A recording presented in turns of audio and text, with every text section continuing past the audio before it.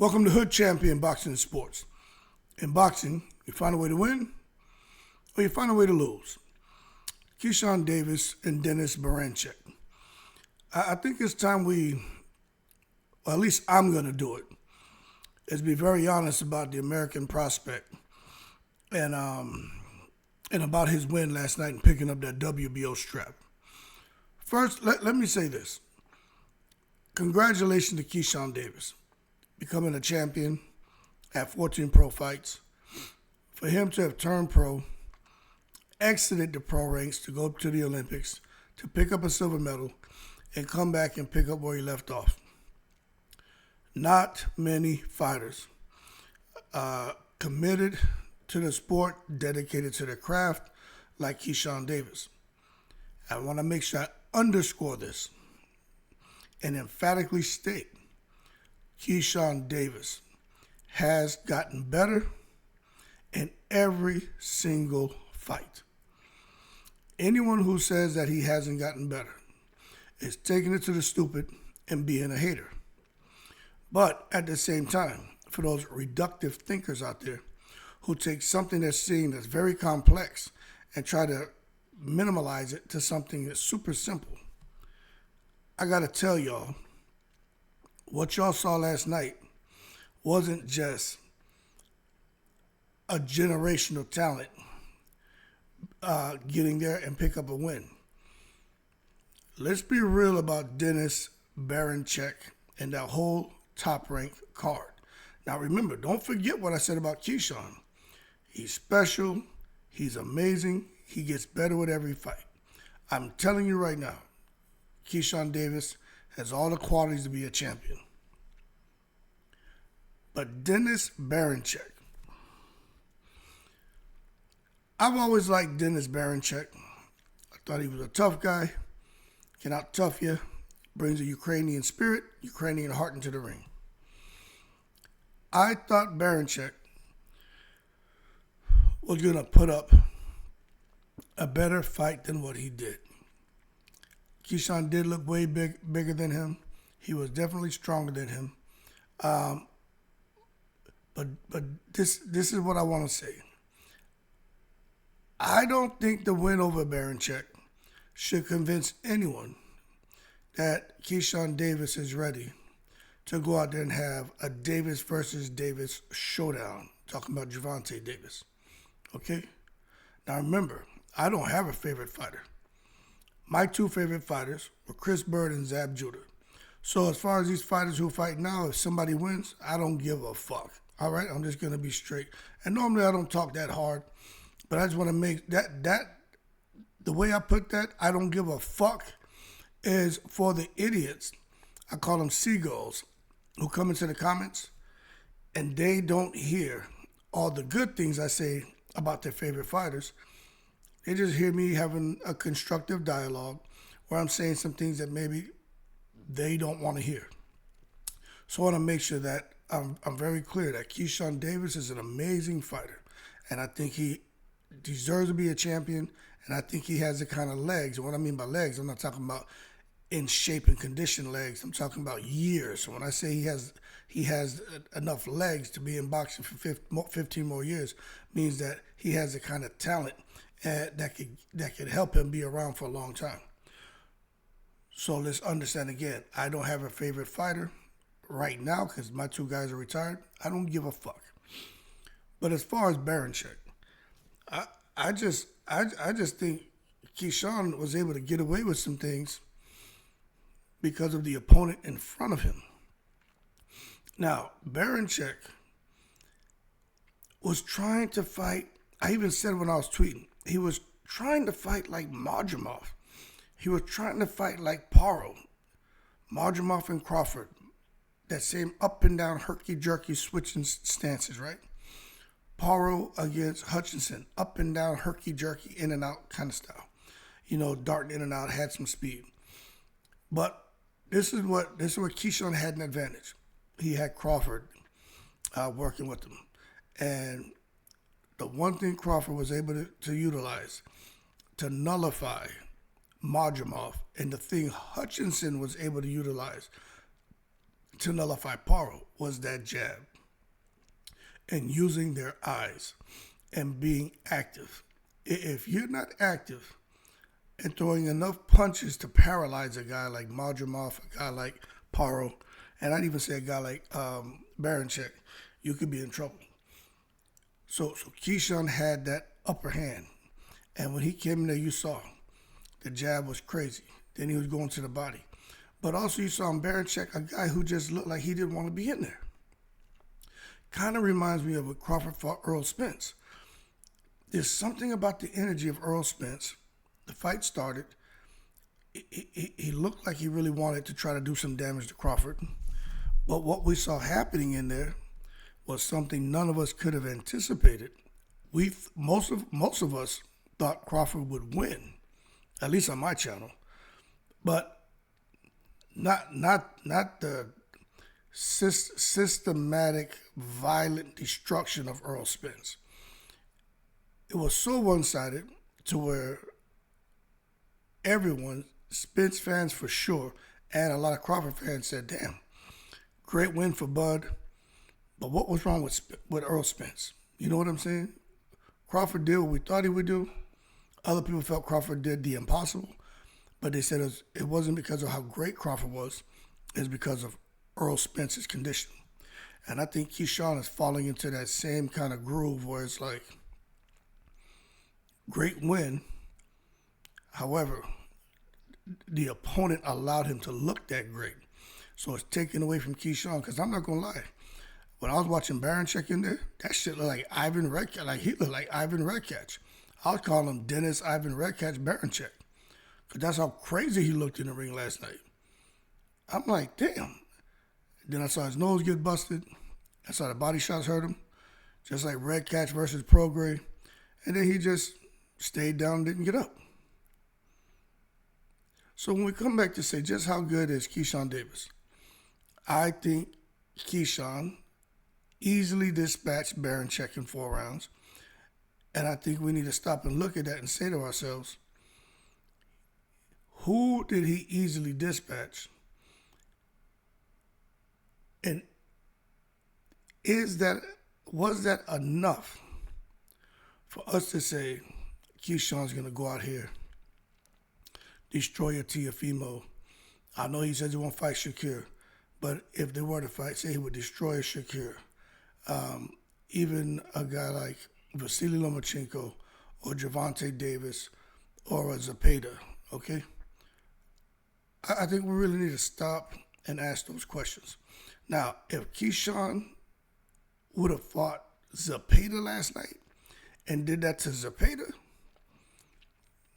well, now we have a conversation, okay? But let's just look at a few things here. Keyshawn Davis and Gervonta Tank Davis, Abdul Wahid, which is what he's going to start calling himself again when he decides to finally work with Turki Al-Sheikh. I don't care what you say. I think he can get some of that Saudi money. Keyshawn is a counterpuncher. Keyshawn has long arms. Out there with Bud, he's looking to throw punches and bunches now. Go to the body, throwing more than one shot. Punches and bunches. Fighting with his eyes, staying in the fighter. It's like getting in the eye of a tornado. He's right there in the eye of the storm. And he's seeing everything, debris and everything floating around him, flying around him. And he's making sure to not get hit. And he's letting his hands go. I just think Keyshawn was able to really look super last night because of who he had in front of him. Now, he trying that shit with Tank Davis. Y'all, let's be real. For Keyshawn as a counterpuncher to try to counterpunch Tank Davis.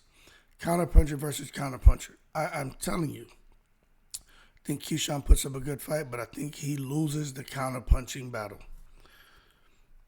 Tank's too explosive, too slick, sets traps, IQ on another level, and I just think he catches Keyshawn. Keyshawn is still emotional. He gets in the ring, and he has improved, and he's worked on that a lot. He's not as temperamental as he has shown to be in the ring. He was very poised.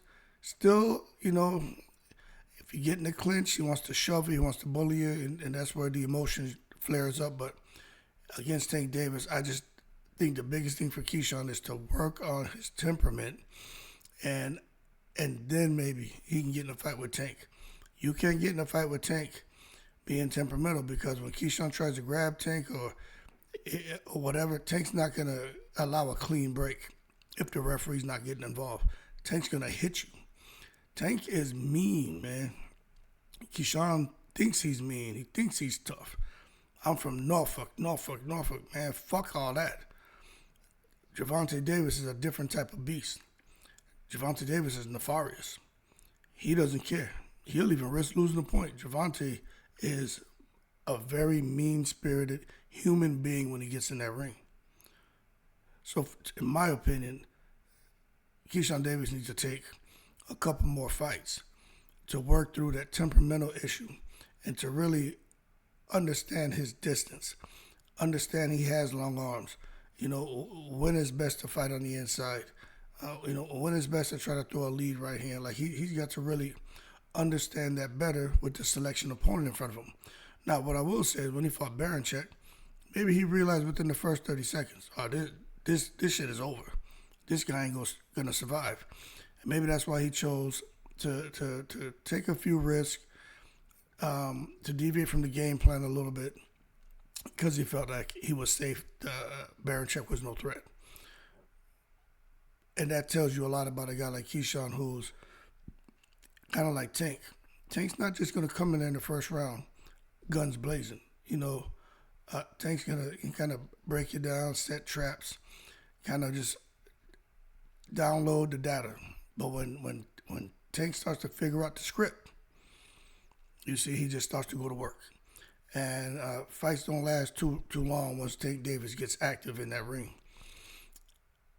That's why I think for Keyshawn Davis and Tank, Keyshawn shouldn't rush into a fight with Gervonta. Now, for a couple of the seagulls who fly into the comments and drop shit off, right? One guy's like, so you don't want to see the best fight the best. You just want to see weak fights, right? Hey, yo, McNicholas, hold your horses. Stop taking it to the stupid. Listen, idiot. See, this is the thing when you have people, again, these reductive thinkers, right? They can't critically analyze anything. They need it to be 1 + 1 = 2. Don't you dare throw no fucking geometry in front of them. Don't throw no calculus in front of them. None of that shit. You know what I'm saying? Because they'll fucking crash. Because they can't handle anything complex. Especially when you just have having a conversation. When I say Keyshawn needs to take on another 2 fights, work through those things that we just talked about, that does not mean I don't want to see the best fight the best. That doesn't mean I want to see easy fights. Like, what the fuck are you talking about? Stupid motherfucker. All right? What people are saying is they recognize the talent in Keyshawn Davis. But they also recognize, like myself and what I mentioned, for the dumb fucking bozo out there who obviously doesn't read books. You can tell by the comments with all the slang and bullshit they put there that they're fucking stupid, right? People don't know who David Reed is. He's a gold medalist. Career cut short. All that talent. Fast tracked. He had a bit of a droopy eye. Was fast tracked because of his talent and got himself in there with some killers. Had his career cut short. Fernando Vargas, a monster, gold medalist. Career was, I would say, cut short. Even he would say his career was cut short. Retired in his 20s because he was put in very hard fights. And although he did very well for himself in those fights, even in some of those fights he won, I like the Winky Wright fight and those fights he lost for Trinidad and De La Hoya. That shit took something out of him. Fighting Shane Mosley took something out of him. Okay? And what I'm getting at when I'm saying those Keyshawn, they need to be careful about how they move him. Maybe give him another 2 fights, maybe more. Because I don't want Keyshawn Davis to end up like the David Reeds, the Fernando Vargases. You know what I'm saying? I don't want him to end up like a Francisco Bajado, or even someone who we all know, Adrian Broner. You don't want that to happen. Because if Keyshawn Davis doesn't work through that irresponsible temperament that he has, and he gets into a Tank, he could get permanently damaged. Fighting a monster, a nefarious, wicked character like Tank, right? That can kill your confidence. That can affect your punch resistance. That can zap your motivation. You'll never be the same fighter. Look at Andy Ruiz. He ain't the same fighter, man, since making that money, and then Joshua coming back, putting the beans on him, getting embarrassed by Areola. Look at Anthony Joshua. He's never been the same since he lost to Andy Ruiz. You can look at these fighters out here and see when someone gets beat really badly, they're not the same. Now, Devin Haney's getting ready to return to the ring. I have a feeling he's not going to be the same. Everyone keeps talking about Ramirez is going to destroy Haney. I mean, Haney's going to destroy Ramirez. I say I don't think so. Devin Haney has proved to me that he still has the confidence and that his punch resistance is there. That he still has that fight inside of him. I don't think he does. But if he proves me wrong, then great. But nonetheless, this is what I don't want for Keyshawn Davis. There's no need for him to do that. There's no need for him to jump out of here coming off of a 4-round win to pick up a WBO title over a guy like Dennis Baranchek, who obviously had checked out before he got into the ring last night. And to come now and give Keyshawn this false sense of confidence and assurance that he's ready for Gervonta Tank Davis.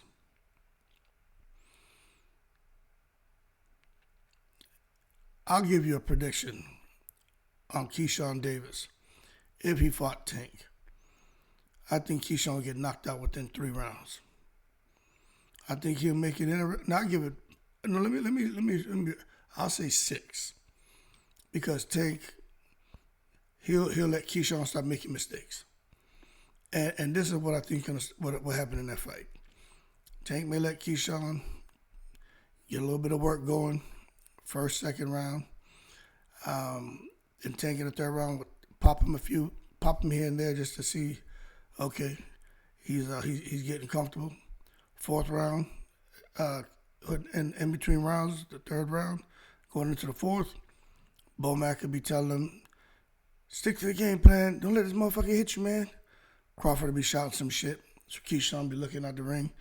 Now Keyshawn's brain gets scrambled because his own team and supporters are talking with a sense of urgency, a sense of panic.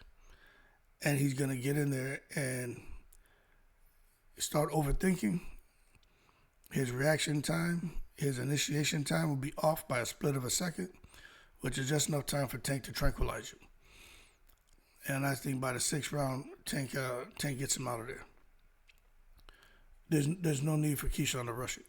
Now, if you say, okay, well, what will convince you that Keyshawn should take a fight? Is it anything that could convince you to change your mind that Keyshawn should take a fight with Tank Davis next?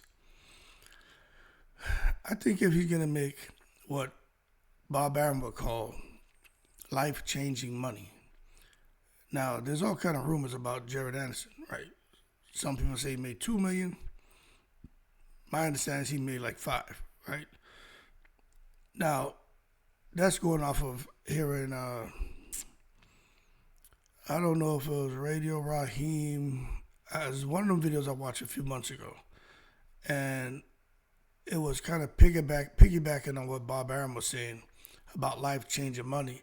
And they were trying to dig to, find out the fight person. They're like, what exactly is life-changing money?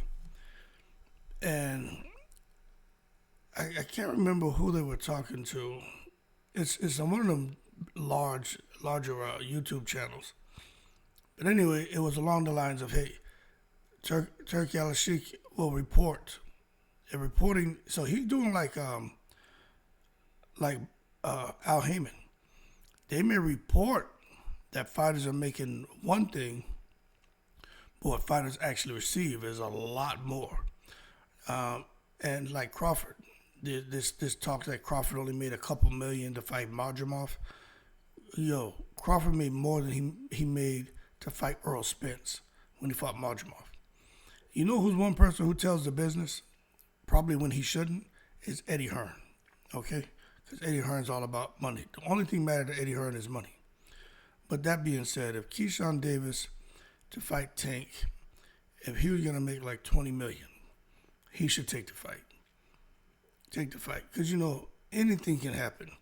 He can get sick tomorrow. He can break his leg. Something can happen to someone in his family. Now, mentally, he ain't there.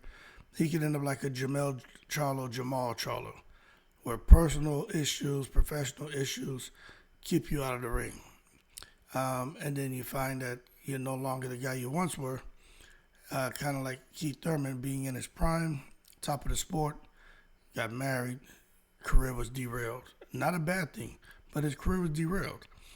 All that shit can happen to Keyshawn. So if he gets an opportunity for a Tank fight, huge money, I think he should take it. But other than that, try to get himself about, 2 more fights this year, maybe 3 more fights. And step up the competition and just get to work. But that being said, let's see, what does Keyshawn Davis have to look forward to? Let's look at this right now. I'm going to show you what Keyshawn Davis has to look forward to. Oh, I have it up right here. How about that? Okay, so this is Keyshawn Davis, updated as of today. So he's the WBO World Lightweight Champion. Murataya, oh my gosh. Then Sam, then Zaur Abduliev, Angel Fierro. Fierro is a problem. Pitbull Cruz, but let me tell you something. Fierro, Murataya, boy, them are problems. Problems for Keyshawn. I'm not saying they beat him, but what I'm saying, those are the kind of fights that I think he needs to really work on his temperament and to get big wins over those guys. It's just going to continue to build the anticipation for he and Tank Davis to fight. Also, it helps him to refine some of those rough edges that he still has in his fight game. But boy, if he can get through a guy like Murataya, even Angel Fierro, who put on a good fight against Pitbull. Many people thought he beat Pitbull. And he's resilient. You're not going to get him out of there with one shot. But I think those will be good fights. But those are tough fights for Keyshawn. But after that, maybe Lomachenko wants to come, and then for Ukraine, wants to come and redeem the Ukrainian flag for his boy Baranchek, who just got tranquilized by Keyshawn. I think that'll be a huge fight, but I don't think Bob Arum will want Lomachenko to fight Keyshawn. I think Lomachenko to Bob is what Pacquiao was when it came to Terrence Crawford. He protected Pacquiao because he knew Crawford would kill him.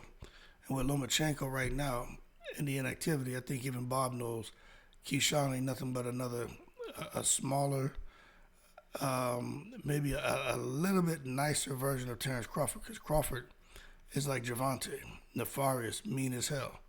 So I don't think he would give him that. But Andy Cruz isn't ready yet. His own trainer, Boziena, said he's not ready. But really, you're looking at Abduliev, Murataya, or Fierro for Keyshawn Davis if he's not going to unify with Lomachenko or Tank, because he already said he's not fighting Shakur Stevenson.